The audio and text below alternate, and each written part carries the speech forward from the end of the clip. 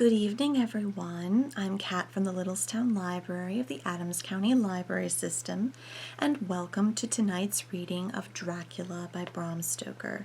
Tonight we are finishing Chapter 18. Dr. Seward's Diary. 1st October, 4 a.m. Just as we were about to leave the house, an urgent message was brought to me from Renfield to know if I would see him at once, as he had something of the utmost importance to say to me. I told the messenger to say that I would attend to his wishes in the morning. I was busy just at the moment.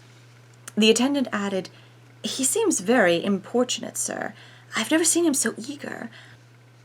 I don't know but what, if you don't see him soon, he will have one of his violent fits." I knew the man would not have said this without some cause, so I said, "All right, I'll go now." And I asked the others to wait a few minutes for me, as I had to go up to see my patient.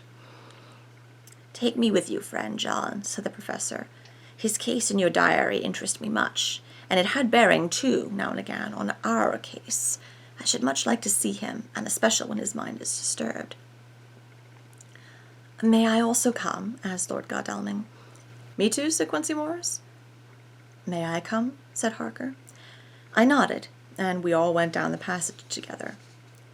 We found him in a state of considerable excitement, but far more rational in his speech and manner than I had ever seen him. There was an unusual understanding of himself, which was unlike anything I had ever met with in a lunatic, and he took it for granted that his reasons would prevail with others entirely sane. We all four went into the room, but none of the others at first said anything. His request was that I would at once release him from the asylum and send him home. This he backed up with arguments regarding his complete recovery, and adduced his own existing sanity. "I appeal to your friends," he said. "They will perhaps not mind sitting in judgment on my case. By the way, you have not introduced me." I was so much astonished that the oddness of introducing a madman in an asylum did not strike me at the moment. And besides, there was a certain dignity to the man's manner, so much of the habit of equality, that I at once made the introduction. "Lord Godalming, Professor Van Helsing, Mr. Quincey Morris of Texas, Mr. Renfield." He shook hands with each of them, saying in turn, "Lord Godalming, I had the honor of seconding your father at the Wyndham. I grieve to know, by your holding the title, that he is no more. He was a man loved and honored by all who knew him, and in his youth was, I have heard, the inventor of a burnt rum punch much patronized on Derby night. Mr. Morris, you should be proud of your great state. Its reception into the Union was a precedent which may have far-reaching effects hereafter, when the pole and the tropics may hold alliance to the stars and stripes. The power of treaty may yet prove a vast engine of enlargement, when the Monroe Doctrine takes its true place as a political fable. What shall any man say of his pleasure at meeting Van Helsing? Sir, I make no apology for dropping all forms of conventional prefix. When an individual has revolutionized therapeutics by his discovery of the continuous evolution of brain matter, conventional forms are unfitting, since they would seem to limit him to one of a class. You gentlemen, who by nationality, by heredity, or by the possession of natural gifts, are fitted to hold your respective places in the moving world, I take to witness that I am as sane as at least the majority of men who are in full possession of their liberties. And I am sure that you, Dr. Seward, humanitarian and medico-jurist as well as scientist, will deem it a moral duty to deal with me as one to be considered as under exceptional circumstances." He made this last appeal with a courtly air of conviction which was not without its own charm. I think we were all staggered. For my own part, I was under the conviction, despite my knowledge of the man's character and history, that his reason had been restored, and I fell under a strong impulse to tell him that I was satisfied as to his sanity, and would see about the necessary formalities for his release in the morning. I thought it better to wait, however, before making so grave a statement, for of old I knew the sudden changes to which this particular patient was liable. So I contented myself with making a general statement that he appeared to be improving very rapidly, that I would have to have a longer chat with him in the morning, and then would see what I could do with the direction of meeting his wishes. This did not at all satisfy him, for he said quickly, "But I fear, Dr. Seward, that you hardly apprehend my wish. I desire to go at once, here, now, this very hour, this very moment, if I may. Time presses, and in our implied agreement with the old scytheman, it is of the essence of the contract. I am sure it is only necessary to put before so admirable a practitioner as Dr. Seward so simple yet so momentous a wish to ensure its fulfillment." He looked at me keenly, and seeing the negative in my face, turned to the others and scrutinized them closely. Not meeting any sufficient response, he went on, "Is it possible that I have erred in my supposition?" "You have," I said frankly, but at the same time, as I felt, brutally. There was a considerable pause, and then he said slowly, "Then I suppose I must only shift my ground of request. Let me ask for this concession, boon, privilege, what you will.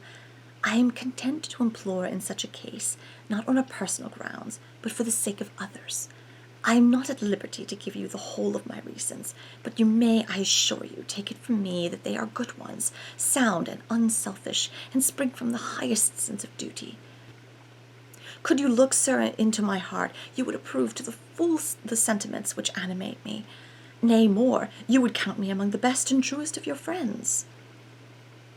Again he looked at us all keenly. I had a growing conviction that this sudden change of his entire intellectual method was but yet another form or phase of his madness, and so determined to let him go on a little longer, knowing from experience that he would, like all lunatics, give himself away in the end. Van Helsing was gazing at him with a look of utmost intensity, his bushy eyebrows almost meeting with the fixed concentration of his look.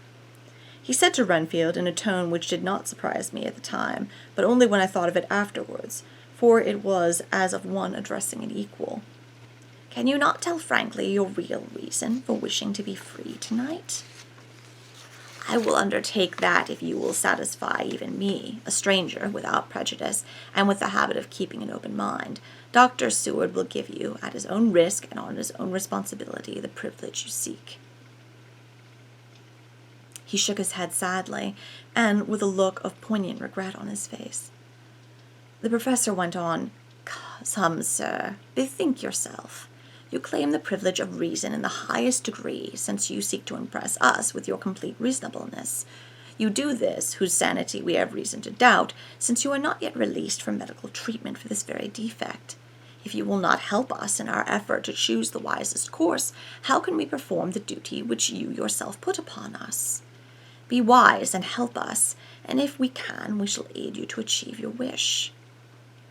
He still shook his head as he said, "Dr. Van Helsing, I have nothing to say.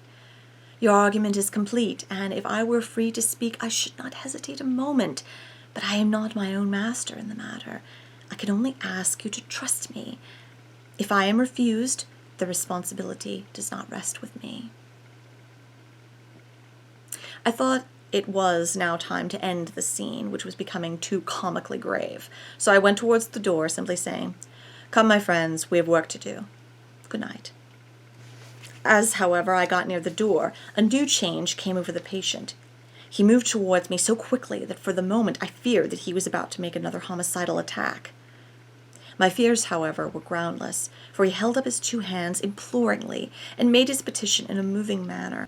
As he saw that the very excess of his emotion was militating against him, by restoring us more to our old relations, he became still more demonstrative. I glanced at Van Helsing, and saw my conviction reflected in his eyes, so I became a little more fixed in my manner, if not more stern, and motioned to him that his efforts were unavailing. I had previously seen something of the same constantly growing excitement in him when he had to make some request, of which at the time he had thought much, since, for instance, as when he wanted a cat, and I was prepared to see the collapse into the same sullen acquiescence on this occasion. My expectation was not realized, for when he found that his appeal would not be successful, he got into quite a frantic condition. He threw himself on his knees and held up his hands, wringing them in plaintive supplication, and poured forth a torrent of entreaty with the tears rolling down his cheeks and his whole face and form expressive of the deepest emotion. Let me entreat you, Dr. Seward, oh, let me implore you to let me out of this house at once. Send me away how you will and where you will. Send keepers with me with whips and chains. Let them take me in a strait waistcoat, manacled and leg-ironed, even to a jail, but let me out of this. You don't know what you do by keeping me here. I am speaking from the depths of my heart, of my very soul. You don't know whom you wrong or how, and I may not tell. Woe is me, I may not tell. By all you hold sacred, by all you hold dear, by your love that is lost, by your hope that lives, for the sake of the Almighty, take me out of this and save my soul from guilt. Can't you hear me, man? Can't you understand? Will you never learn? Don't you know that I am sane and earnest now? That I am no lunatic in a mad fit, but a sane man fighting for his soul? Oh, hear me, let me go, let me go, let me go. I thought that the longer this went on, the wilder he would get, and so would bring on a fit. So I took him by the hand and raised him up. Come, I said sternly, no more of this. We have had quite enough already. Get to your bed and try to behave more discreetly. He suddenly stopped and looked at me intently for several moments. Then, without a word, he rose and, moving over, sat down on the side of the bed. The collapse had come, as on former occasion, just as I had expected.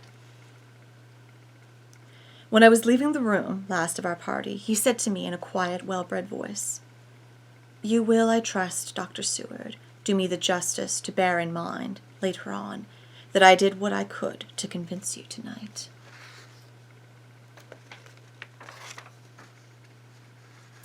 Thank you for joining us this evening, and we will see you next time.